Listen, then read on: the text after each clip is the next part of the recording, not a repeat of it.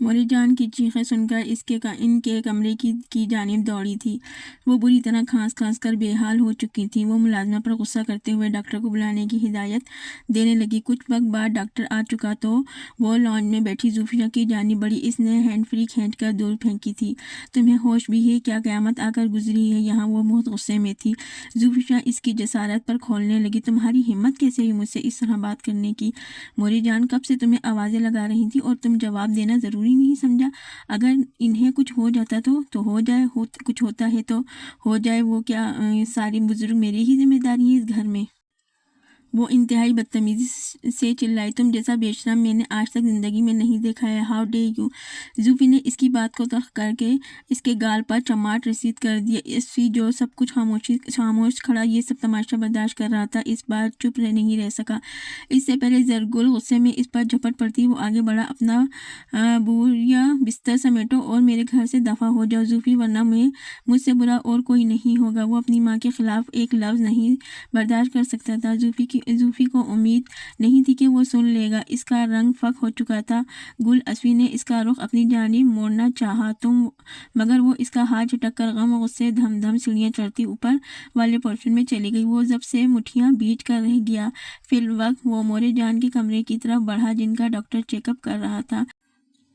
زرگل کو تو وہ بعد میں بھی منا سکتا تھا۔ موری جان کی حالت سن کر دوراب سے بھی رہا نہیں گیا تھا۔ وہ اسفی سے جتنا بھی ناراض سہی مگر بابا جان کے بعد رشتوں کے معاملے میں بہت حساس ہو گیا تھا۔ اسی لیے جیسے ہی اس نے ملازموں سے خبر سنی اسلام آباد سے واپس والے آفس سے سیدھا حویلی کے لیے نکل گیا۔ رستے میں اس نے بہت بار لینڈ لائن پر زریر سے رابطہ کرنے کی کوشش کی مگر رابطہ ممکن نہ ہو سکا۔ وہ سیدھا ہاسپٹل ہی پہنچا تھا۔ اسے دیکھ کر موری جان کی آنکھیں بھر آئیں۔ کتنی ہی دیر انہوں نے اسے اپنے سینے سے لگا کے رکھا تھا۔ اسفی اسے گلے لگانے کے لیے آگے بڑھا تو وہ بری طرح اگنور کر کے کمرے سے نکل گیا۔ موری جان کو شام تک ڈسچارج کر دیا گیا تھا مگر رات بہت ہو چکی تھی۔ موری جان نے بے حد اصرار پر رات حویلی میں ہی رہ گیا۔ زرش کو مسلسل فون ٹرائی کرنے کی کوشش کر رہا تھا مگر اس کے فون پک اپ کر کے ملازمہ کے حوالے کر دیا تھا۔ اسے سخت تیش آنے لگا تھا۔ اس کے بعد اسے اتنا میں وہ کمرے سے نکل کر لان میں آ گیا اور سگریٹ سلگائی۔ زرش کہاں ہے؟ اسے فون دو، اس نے جوتے ہی حکم صادر کیا۔ چھوٹے خان بی بی تو سو رہی ہیں۔ ٹھیک ہے، اس نے غصے سے اپنی غیر موجودگی کی اطلاع دیے بغیر ہی فون بند کر دیا۔ تمہارا دماغ تو میں آ کر ٹھیک کرتا ہوں، اس نے تیش میں آ کر سوچتے ہوئے سگریٹ کا دھواں ہوا میں چھوڑا۔ اسفن چلتے ہوئے اس کے سامنے رکی چیئر پر بیٹھ گیا۔ دوراب اسے اگنور کر کے جانے لگا تو وہ بولا، بیٹھو، مجھے تم سے بات کرنی ہے۔ مجھے آپ سے کوئی بات نہیں کرنی، بیٹھ جاؤ دوراب، یہ میرا حکم ہے۔ اسفن یار خان سخت لہجے میں گویا تھا۔ وہ اس کی بہت عزت کرتا تھا اس لیے خاموشی سے بیٹھ گیا۔ تم حویلی کب آ رہے ہو واپس؟ کبھی نہیں، آپ کی حویلی آپ کو مبارک ہو۔ وہ تلخی سے بولا، میرا حویلی پر کوئی دعویٰ نہیں ہے۔ تم نے زیادہ وقت بابا جان کے ساتھ یہاں گزارا ہے اس لیے یہاں کے اصول و قوانین سے بھی تم بخوبی واقف ہو اور ہینڈل کرنا جانتے ہو۔ اس بات سے تمہارا کیا مطلب ہے؟ وہی جو تم سمجھ رہے ہو۔ میں واپس جانا چاہتا ہوں، اسی لیے میں چاہتا ہوں کہ حویلی کا انتظام تم سنبھالو۔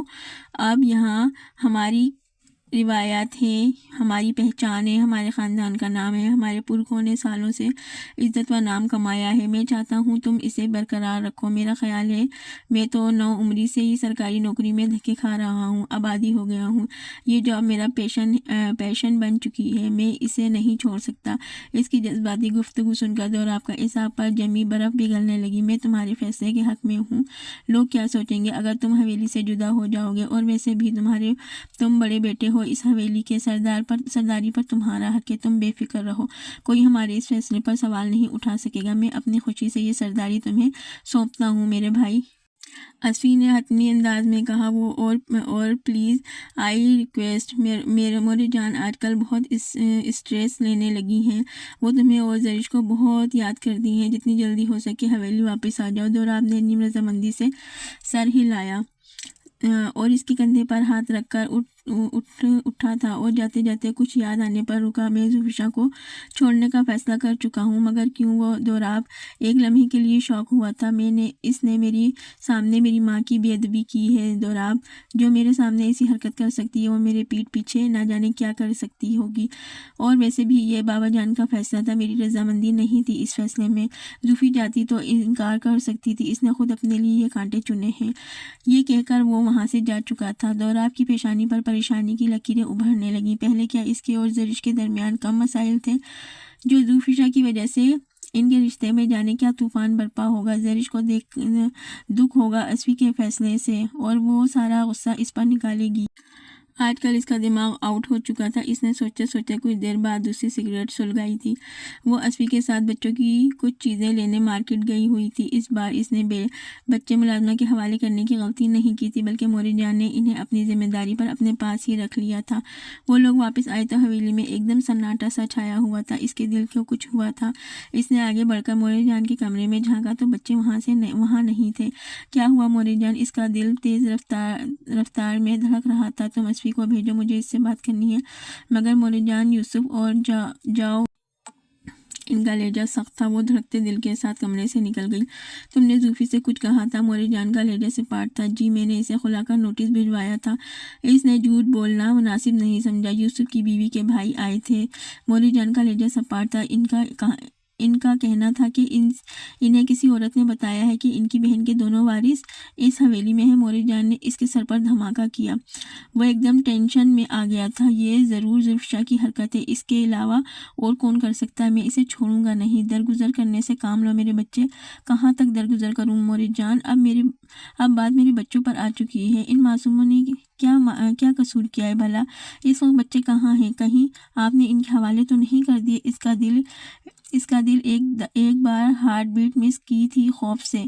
मैंने इन लोगों के आते ही ड्राइवर के हाथ मुलाजमा के साथ दोनों बच्चों को तुम्हारे घर भिजवा दिया था। या अल्लाह, तेरा शुक्र है। मैं कॉल करके पूछता हूँ। तुम्हारे पास लीगल कस्टडी है ना बच्चों की? वो जाते जाते रुका। जी मोरीजान, मेरे पास गुल बानो की बाकायदा स्टेटमेंट मौजूद है, जिसमें इसने खुद बयान दिया है कि इसे ख़तरा है इसके भाइयों से बच्चों को नुकसान पहुंचा देंगे, इसलिए वो बच्चों को मेरे हवाले कर रही है। आप फिक्र ना करें, इसके भाई मेरा कुछ नहीं बिगाड़ सकेंगे। और मैं इनकी भी खबर लेता इनकी हिम्मत कैसे हुई एक आर्मी ऑफिसर के घर आकर गुंडागर्दी करने की। ठीक है, जरगुल को ले जाओ, मैं खैर से जाना। Thank you so much मोरीजान। मेरे और दोराब के दरमियान चीज़ें नॉर्मल हो चुकी हैं। अब आपको अपना लाडला बेटा बहुत जल्द वापस मिल जाएगा, जिसे आप हर वक्त मिस करती रहती हैं। इसका मज़ाहिया अंदाज में कहा। मोरीजान हंस दी। तुम दोनों ही मुझे बहुत अजीज हो बेटा, जानता हूँ। इनकी पेशानी चूमकर कमरे से निकल गया। इसे जरगुल को भी अपने तरीके से हैंडल करना था ताकि वो टेंशन ना ले। 3-4 दिनों से इसकी तबीयत कुछ ठीक नहीं लग रही थी। कुछ भी खादी में जी मत लाने लगता। आज भी इसकी कंडीशन कुछ मुख्तलिफ ना थी। इसने सुबह से कुछ नहीं खाया था। तबीयत मखमली सी थी। सुबह से वो बिस्तर से ही नहीं निकली थी। मुलाजमा मुख्तलिफ कामों में मसरूफ़ थी कि इसी लम्हे क्रेडल बजने लगा और मुसलसल बजता ही जा रहा था। बिला आखिर इसे उठना ही पड़ा। जैसे ही इसने कदम ज़मीन पर रखा, इसका सर बुरी तरह से चकराया और वो गश खाकर गिर पड़ी। मुलाजमा क्रेडल लिए अपने इसके पास आई तो इसे कारपेट पर गिरा देखकर चीखते हुए आगे बढ़ी थी। मुलाजिम दौड़ता हुआ लेडी डॉक्टर को बुला लाया था। कब से है आपकी कंडीशन? डॉक्टर ने चेकअप के बाद इस थोपल गले में डालते हुए पूछा। काफ़ी दिनों से, इसने नेफ में सर आवाज़ में कहा। मुबारक हो, आप उम्मीद से हैं। अब आपको अपनी डाइट का ख़ास ख्याल रखना होगा। जी, वो शौक थी। डॉक्टर साहिबा पलट कर मुलाजमा से जाने क्या कह रही थी। इसे बस ऐसे लब हिलते दिखाई दे रहे थे। वो जले पीर की बिल्ली की तरह कमरे में चक्कर काट रही थी कि असफी अंदर आया। क्या हुआ? मोरे जान ने क्यों बुलाया था? यूं ही बुलाया था। इसकी परेशान सूरत देखकर वो छुपा गया। झूठ मत बोलें। अब क्या किया है आपकी इस चहेती ने? बताया मुझे। सबसे पहले तो वो मेरी चहेती नहीं थी, और अब तुम इसका नाम भी नहीं लोगी हमारे दरमियान। और दूसरी बात कि एक परेशानी थी मगर हल हो चुकी है। अब तुम्हें फ़िक्र करने की कोई ज़रूरत नहीं है। नहीं, 1 मिनट, क्या मतलब है आपका? मैंने कहा था कि मैं सिर्फ तुमसे मोहब्बत करता हूँ, और साबित करके دکھاؤں گا۔ اس نے محبت سے اس کے دونوں ہاتھ تھام لیے۔ میں سمجھی نہیں، اس کا چہرہ فک ہوا۔ میں نے زوفشا کو خلا کا نوٹس بھجوا دیا ہے، اب میرا اس سے کوئی تعلق نہیں۔ آپ اسے جانے کیوں دکھ ہوا تھا؟ کیا ہوا تم خوش نہیں ہو؟ اسفی نے اس کا چہرہ ہاتھوں کے پیالے میں لیا۔ پتہ نہیں، وہ کنفیوز تھی۔ ادھر دیکھو۔ اسفی نے اس کا چہرہ اپنی جانب موڑا۔ اس نے آنکھیں اٹھا کر اس کے دراز قدامت شخص کو دیکھا جو بمشکل کندھے تک آئی تھی۔ اب صرف تم ہوگی اور ہمارے بہت سے بچے ہوں گے۔ بہت سے؟ خدا کا خوف کرے۔ اسفی ہنس پڑا۔ کیوں؟ اس میں برائی کیا ہے؟ اس نے معصوم بنتے ہوئے پوچھا۔ برائی ہے، جب تک ہم یوسف اور علیزہ کی اچھی تربیت نہیں کرتے تب تک آپ سوچیے گا بھی نہیں۔ اس نے اسفی کے دور دھکیلتے ہوئے کہا۔ ارے مگر سنو تو صحیح، تب تک تو بہت دیر ہو جائے گی۔ اسفی نے اسے اپنی طرف کھینچا اور بالوں میں منہ چھپاتے ہوئے کہا، کوئی دیر نہیں ہوگی۔ اس کا موڈ بدلتے دیکھ کر زرگل نے خود چھڑاتے ہوئے بولا، مگر زرگل یار۔ اسفی نے معصوم سی صورت بنائی تو وہ ہنس دی۔ میں نے کہہ دیا بس، اب آپ گھر واپس جا رہے ہیں؟ اس نے جاتے ہوئے کہا۔ تم کہاں جا رہی ہو بصورہ؟ میں پیکنگ کرنے جا رہی ہوں، اور صرف اپنے اور بچوں کی پیکنگ کروں گی۔ آپ اپنی پیکنگ خود کریں، وہ جاتے جاتے کہہ گئی۔ فوجیوں کی بھی کیا زندگی ہے، گھر ہو یا باہر ایک سا ماحول ہے۔ وہ منہ بناتے ہوئے اٹھا اور الماری کی جانب بڑھا۔ وہ اس مہینے ایک ہی بار اسلام آباد کا چکر لگا پایا تھا۔ موری جان اسے بار بار فورس کر رہی تھی کہ وہ زرش کو حویلی واپس لے آئے، مگر وہ زرش کو سبق سکھانے کا ارادہ رکھتا تھا۔ دیکھنا چاہتا تھا کہ وہ ناراضگی پر قائم رہ کر کتنے دن تک اس سے دور رہ سکتی ہے۔ اس دوران کاروباری مسائل اور حویلی کے اندر باہر کام اتنا تھا کہ اسے کچھ سوچنے سمجھنے کا بالکل بھی وقت نہیں ملتا تھا۔ رات کو تھکا ہوا بستر پر سونے کے لیے لیٹا تھا کہ اسے فون بجنے لگا۔ اسلام آباد والے گھر کا نمبر دیکھ کر وہ پریشان سا ہوا تھا۔ اس نے صبح ہی کال اٹھائی تھی، مگر اچانک کال کٹ گئی تھی۔ وہ بات نہیں ہو سکتی تھی اب، اور وہ اس وقت پریشان ہو گیا تھا۔ صاحب جی، آپ کو اسی وقت یہاں آنا پڑے گا۔ خدا خیر کرے، کیا ہوا ہے؟ اس کا دل زور سے دھڑکا۔ بی بی جی صبح سے روئے جا رہی ہیں۔ چھوٹے خان؟ کیا؟ مگر کیوں؟ وہ بے چین ہوا۔ وہ تو آپ بی بی جی سے ہی بات کر کے ہی پتہ چلے گا۔ چھوٹے خان لیں بات کریں، آپ کہاں ہیں؟ اس کی سسکتی آواز سن کر دوراب دل لمحے کے ہزاروں حصے میں کئی بار دھڑکا تھا۔ زرش، کیا ہوا؟ وہ ساری ناراضگی بھول بھال کر اٹھ کھڑا ہوا۔ آپ یہاں میرے پاس آ جائیں بس، وہ روتے روتے کہنے لگی۔ مگر اس وقت زرش، وقت دیکھو یار۔ اس نے گھڑی دیکھی جو رات کے 12 بجا رہی تھی۔ مجھے نہیں پتا، مجھے کچھ نہیں سننا، بس آپ جلدی آ جائیں۔ وہ کسی بچے کی مانند بضد تھی۔ مگر ہوا کیا ہے؟ کچھ پتا تو چلے۔ مارے ٹینشن کے اس کی حالت پتلی ہو رہی تھی۔ آپ نے آنا ہے یا نہیں؟ ویسے تو محبت کے بڑے بڑے دعوے کرتے ہیں، بیوی نے اگر بلایا ہے تو گھڑی کا وقت بتا رہے ہیں۔ کیوں؟ رات کو سفر کرنے سے اگر ڈر لگتا ہے تو پھر محبت کے بڑے بڑے دعوے بھی مت کیا کریں۔ وہ جذباتی پن روتی ہوئی بولی اور غصے سے فون بند کر دیا۔ دوراب ہکا بکا رہ گیا، پھر ہنس دیا۔ اب تو کانٹوں پر بھی سفر کرنا پڑے گا تو تمہارے پاس آنے سے کوئی نہیں روک سکتا ہے زرش بیگم۔ وہ حویلی میں کسی کو بھی خبر دیے بغیر وہاں سے سفر کے لیے نکل گیا تھا۔ کل انہیں یہاں سے جانا تھا۔ وہ اداس سی تھی اور جو وہ حویلی کو بہت مس کرنے والی تھی۔ موری جان نے تو کہا تھا کہ ہر ہفتے چکر لگایا کرے۔ وہ بچوں سے اداس ہو جاتی تھی۔ اسفی کی ڈیوٹی کا مسئلہ نہ ہوتا تو وہ انہیں کبھی بھی حویلی سے نہ جانے دیتی۔ آج صبح زوفشا آ کر اچھا خاصا تماشا کر کے گئی تھی۔ غالباً اسے خلا کا نوٹس مل گیا تھا۔ دیکھو زوفی، تمہارا جو بھی معاملہ ہے وہ اسفی سے طے کرنا، مجھے اور میرے بچوں کو انوالو کرنے کی ضرورت نہیں ہے، اس نے جان چھڑاتے ہوئے کہا تھا۔ مگر زوفشا بھری شیرنی کی طرح اس پر دھاڑی تھی۔ اسے زرگل کے ہاتھوں شکستگی قبول نہیں تھی۔ اسے ابھی بھی یہی لگ رہا تھا کہ زرگل نے اسفی سے طلاق دینے پر مجبور کیا ہے، مگر اس میں زرگل کا کوئی عمل دخل نہیں تھا۔ وہ تو اسفی کے فیصلے سے واقف بھی نہ تھی۔ اسے سن کر افسوس ضرور ہوا تھا۔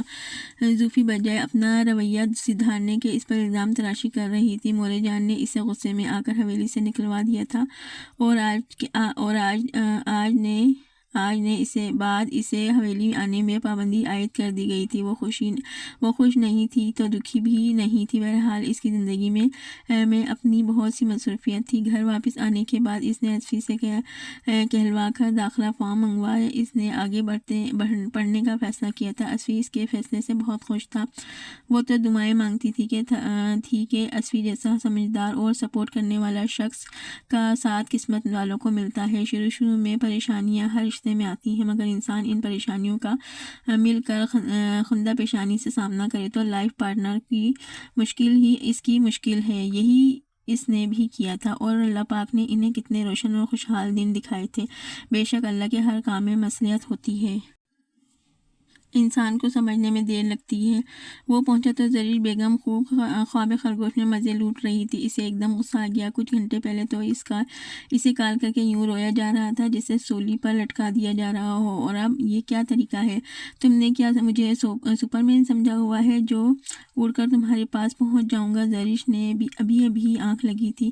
اس کی آواز سن کر وہ جاگ گئی تھی۔ یوں رونا دھونا مچا رکھا تھا تم نے جیسے خدا نخواستہ قیامت آ گئی ہو۔ بس اتنا کہنا تھا کہ وہ پھر سے رو پڑی اور روتے روتے اس کے گلے لگ گئی اور یوں سینے میں بھینچ لیا جیسے وہ صدیوں بعد مل رہی ہو۔ جان لوگی کیا زرش بیگم؟ دوراب کے ہاتھ ہوا میں معلق رہ گئے۔ اسے یوں گلے لگنا عام بات تو نہ تھی۔ کیا وہ کوئی خواب دیکھ رہا تھا؟ وہ خوش ہونا شروع ہی ہوا تھا کہ زرش کی سسکیوں نے اس کی خوشی رخصت کر دی۔ زرش کیا ہوا ہے؟ کچھ بتاؤ گی بھی؟ دوراب نے نرمی سے اس کے کمر سے ہلاتے ہوئے الگ کیا اور اسے بیڈ پر بٹھاتے ہوئے پوچھا، وہ آج ڈاکٹر گھر آئی تھی، پھر انہوں نے کیا کہا؟ ہاں، وہ اسے ہی دیکھ رہا تھا۔ انہوں نے کہا میں پریگننٹ ہوں۔ وہ بات مکمل کرتے ہوئے پھر سے آنسو بہانے لگی۔ دوراب کے لیے ایک دو لمحے کا یقین کرنا مشکل لگا۔ وہ ایک دم سے کھل کر مسکرا دیا۔ اس میں رونے والی تو کوئی بات نہیں ہے پاگل، تم پھر بھی رو رہی ہو۔ دوراب کا دل چاہا سر پیٹ لے، اتنی خوشی کی خبر پہ وہ اسے دکھی ہو کر سنا رہی تھی۔ پتہ نہیں کیوں مجھے بس رونا آ رہا ہے۔ دوراب نے خوشی سے اس کو گلے لگایا تھا۔ وہ جا بجا اس کے چہرے کو محبت کی نشانات چھوڑنے لگا۔ وہ اس کے لبوں پر جھکا تو زرش نے ناراضگی سے رخ پھیر لیا۔ میں آپ سے ناراض ہوں، آپ مجھے اکیلا چھوڑ کر کہاں چلے گئے تھے؟ اب میں آ گیا ہوں نا، ساری ناراضگی دور کر دوں گا، بولو تو ابھی کر دوں۔ وہ والوانہ پن اس کی طرف جھکا تو زرش نے اس کے سینے پر ہاتھ رکھتے ہوئے روکا۔ تھینک یو سو مچ میری جان، تم نے بہت بڑی خوشخبری دی ہے۔ دوراب نے اس کی پیشانی چومتے ہوئے اسے خود بھی بھینچ لیا۔ اس کے لمس کی حرارت محسوس کر کے زرش نے آنکھیں بون لی۔ دیر سے ہی صحیح سے بھی احساس ہو گیا تھا وہ دوراب کے بغیر نہیں رہ سکتی تھی۔ رشتوں میں انا نہیں ہوتی۔ اگر وہ انا کچل کر دوراب سے پہلے ہی کال کر لیتی تو اس کی محبت کا مان بڑھ جاتا، مگر دیر آئے درست آئے۔ رشتوں میں محبت قائم رکھنے کے لیے بہت سی غلطیوں کو بھلا کر آگے بڑھنا پڑتا ہے کہ ماضی کی راکھ اڑنے سے پہلے کچھ حاصل نہ ہو سکتا۔ یہ تمام دکھائی جانے والی تمام پکچر فور سیل ہے۔ اگر کسی نے رابطہ کرنا ہے تو کمنٹس میں رابطہ کر سکتے ہیں۔